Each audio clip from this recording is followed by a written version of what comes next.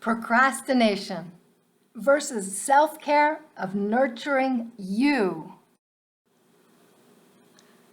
Do you put yourself down for putting things off?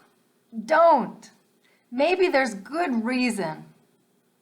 That's why to ask yourself, are you procrastinating or nurturing yourself? Sometimes people see getting everything done to be a challenge they need to take on. Then they feel bad when they don't measure up to the challenge of getting everything done. Yet life is like that. You get exactly 24 hours in each day. You cannot squeeze a whole world's worth of activities into your 24 hours a day. And it's natural to feel that there are a whole world's worth of things that you want to do. Procrastinating can be a way of avoiding dealing with reality, or it can be a way you're nurturing yourself emotionally.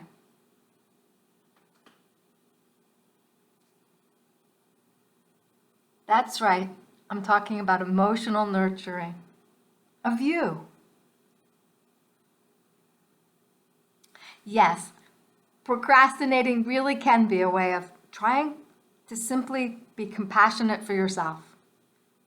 Procrastination might be your way of trying to be kind to yourself and trying to nurture yourself emotionally.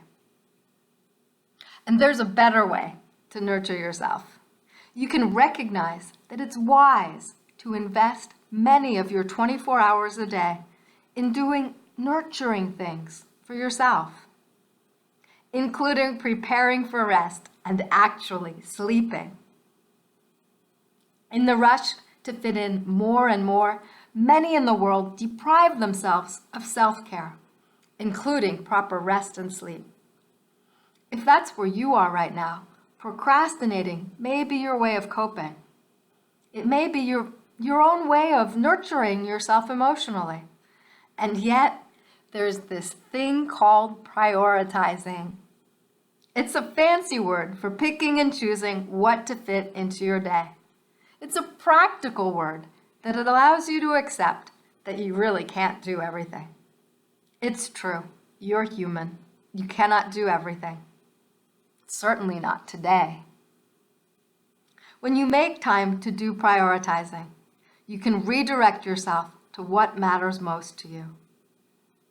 Unfortunately, there's a price. The price is that you've got to redirect yourself away from things that matter a little bit less to you. The fact is, you've got to stop doing what's less important to you in order to start doing more of what you value more. What you've got to stop doing is different for you than it is for anyone else in the world, because you are unique. One good place to start is the concept of eternal value. According to John Ortberg, wise people build their lives around what is eternal and squeeze in what is temporary. When you start realizing what has eternal value for you, it lightens you for making decisions about what to do and what not to do. It lightens you for recognizing when you're nurturing yourself. When you're looking at things you know are temporary, you can more easily ask yourself which boring activities are necessary, which difficult tasks need to be broken down into smaller parts, maybe some of which you need help with, and which things are okay to choose not to do. It's not procrastinating to simply let yourself off the hook for not doing things that you don't value. Choose what things have eternal value to you. Build your life around these. Choose what temporary things you're going to squeeze in. Squeeze them in as best you can, given your current situation. Stop procrastinating on the other things. Decide you're not going to do them. That's right. Simply decide you're not going to do them and take them off your plate. Whenever you put yourself down for putting things off, Take a closer look. See what's on your plate. See whether you really want it all there. Based on what you value. Look more deeply at your own situation. Make time to find out what's happening in your life and what matters to you. Make time to ask yourself why you want to do the things you feel challenged to fit into your life. Ask why and figure out where they fit. Make changes that allow you to fit in what you value.